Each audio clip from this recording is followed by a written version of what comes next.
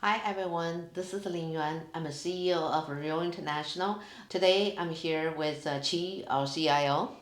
Hi everyone, nice to see you today. We're here to talk about a very exciting asset class, IOS, industrial outside storage. So let's talk about the value or beauty of the IOS site. So for each IOS, imagine you have 2 to 2.5 acre land. Okay, then there's a small office building, 10 to 12,000 square foot.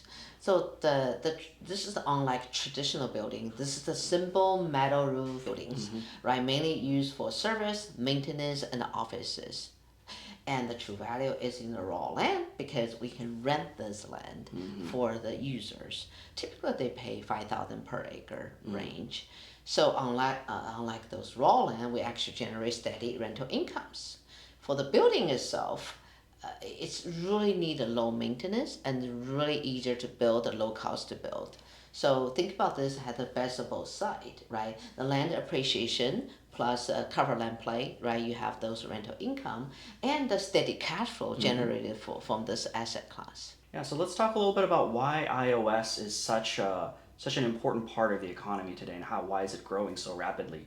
Well, with the growth of cities and populations and areas where people live, work, and play, been a substantial increase in the need for well located service sites adjacent to these communities and areas. So we're seeing, like in North Austin, there's a tremendous amount of demand for outdoor storage to serve the growing populations in Leander, Cedar Park, Round Rock, and all these areas, particularly for home building, for construction, for HVAC services, plumbing, all of the basic needs that a city needs to grow.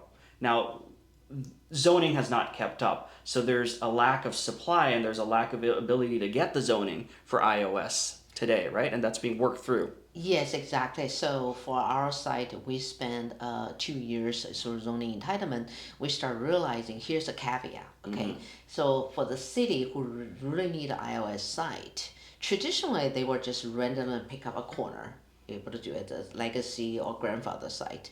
But if you do go to the city, do the planning effort, say, oh, I have 10 acre, 20 acre, I want to do iOS site, city will not like it. The current zoning will not allow it Right. because it just does not look pretty or good in the middle of the city. So in the city, you're hard to find them. Now you go to the suburb, so far into the country, those companies don't find those Too far from the attractive. service area now. Exactly. Right. So finding the balance between the city and where you have available land, allowable zoning, it's really hard combination to come by. That's why it's really a niche market. The best statistic that shows this is right now, iOS has a 2% vacancy rate nationwide. So it shows you the dichotomy between the demand and the availability of supply and the ability to bring supply into a market. Right. So the second, the strong yield and reliable income. Most of the IOS sites are triple net, meaning tenants paying property tax, insurance, and maintenance. For landlord, it's mailbox money. You just collect the rent and really less maintenance. Typically, we can get anywhere between 22 to 25 to $30 a foot, which is far more higher than the traditional warehouses. Well, people because they're renting the yard, right? The investor are getting both steady income and a high attractive returns. Okay, so let's talk a little bit about Lynn, who's investing in iOS today, right? We've traditionally seen in the Austin market and the Central Texas market, it's mostly been sort of mom and pop, one off 2 acre yards here or there, right? Right. But there's this movement now to the scaling up and institutionalization of this model, right? Like our site, Right. 48 acres, 15 lots with buildings. That's definitely a move. Let's talk about that. What's changing? What's changing is traditionally that people who the plumbing company, trucking company, they will go to the city, they will pick a smaller site, like 2 acre, 4 acre. It will fit the model in there. Traditionally, that's how that works. So now folks realizing if you aggregate it, okay, you put them into a 20 to 50 acres, you're able to deliver a community like offer this Yeah, like a iOS park. solution, a park. All right.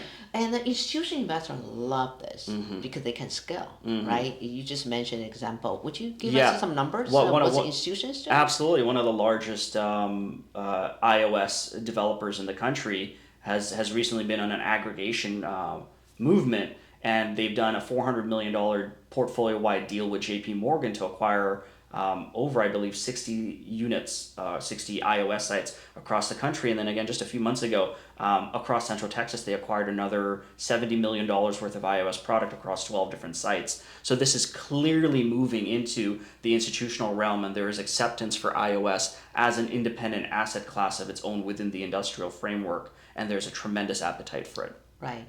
The feedback we've been getting from the brokers, also the folks out there, are they really have a scarcity of this available sites. And they say if you build it, there will be available tenants. So Lynn, you're particularly interested and excited about iOS in Central Texas. Can you give us a little bit about why Central Texas? Yes. Oh, well, number one reason, I live in Austin since 1993, over 30 years. But if you look at the recent smart factory and the logistical growth here, it's all happened in Central Texas, from Laredo to San Antonio to Austin corridor, right? So you seeing the huge manufacturing hub, a data center, all the logistical point coming to the center. So you seeing some institution player getting into this market Absolutely. today, right, for the iOS space. Yeah, and institutions love the iOS play, particularly because one, Texas has a very good business climate and it's a rapidly growing market, right? And then it's also that logistics freight hub between Canada, Mexico, and the United States. That I-35 corridor is a very important logistics corridor for our country. And so all these things, the confluence of all these points, make it a very attractive area in which to put up iOS and obviously for investors to invest into iOS. So here's the exciting part. Let me tell you about this site. We call this GT48. So it's Georgetown 48 acre. We bought it back in 2022. We gone through the zoning, entitlement, the site plan process. So the 48 acre is right between 35 and 130 corridor. It's 1 mile west of 130, and very good access. You actually can see 130 from the site. You can see the traffic. So this site is subdivided into 15 2.5 acre lots. So it will have 15 iOS sites. Each one have 2.5 acre. We're able to build 10 to 12,000 square foot as office warehouse, a warehouse on there. Why we like the site? Like I mentioned, I can remember when we first got the site. It's a 40 acre middle of between the city of Georgetown and I-35 corridor and 130 corridor. So this is the perfect edge between the large master plan community and the 130 and 35 and to all the industrial user. So Samsung's not too far away and Tesla's right on 130.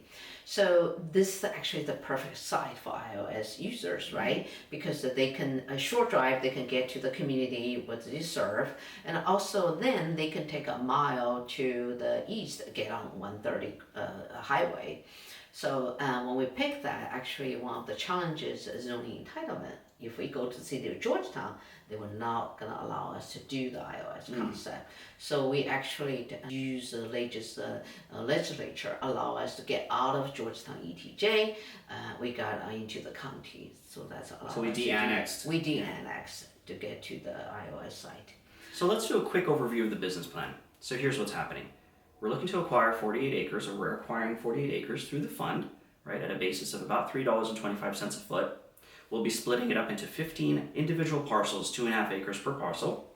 We'll be selling 14 horizontal lots to the market for further development by owner-operators and developers, and we'll be developing one of the lots for income production.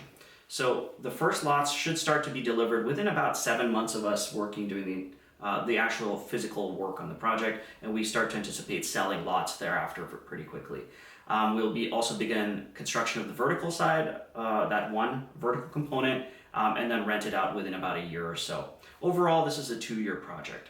Now, from talking to brokers in the market who are very active in iOS, our understanding of the market today is that we will deliver these lots at about a $12 a foot market value, and that's what we're looking for. That's what we're going for in the models as well in our underwriting, and as well for the occupied space. There's, as Lynn may have mentioned earlier, rents are in the $25 to $30 a foot range. We're underwriting $22 just to be conservative to have that rent discount to market, and also exiting at a 7.5 cap, which we believe is about 50 basis points more conservative than where the market would normally trade. So this is kind of how we've approached the deal. Again, a 2-year deal with 14 lots being delivered as horizontal, 1 as vertical. The expectation here is from a business standpoint is to deliver returns in the mid-20s IRR, or about a 1.6x multiple on invested capital. Right. So we do have investor asking what's a business plan, right? So once we can sell the lots, also any possibility we can hold it for long-term rental. Yes, for our investors who do actually like our long-term evergreen investment options, we can hold off on sites, actually go vertical with an investor on it, and the investor can take control of the asset later, can take title to the asset. We believe that that's a very viable strategy in this case. Right. If very possible, if there's an industrial user coming in, we will build it, we will sell the portfolio to the institutional investor. Absolutely. Right? Yeah, we can sell individual lots, we can sell them as a package, right, to investors or institutional investors, or we can go vertical and turn it into evergreen investment opportunities for our own investors. Really, there's a lot of flexibility on this one. Yes. Oh, to sum this up, we're really excited about this opportunity. Like I said, we bought the land in 2022 and worked on this for the last 3 years. Exciting opportunity. We even have our own teams. We haven't seen such an exciting deal for a very long time. No? Yeah, we believe strongly in the demand. We have the supply. It's time to execute. So we look forward to hearing from you and your involvement in the project as we go to the next step. Yeah, contact us. We have a project information document we can share with you. Happy investing!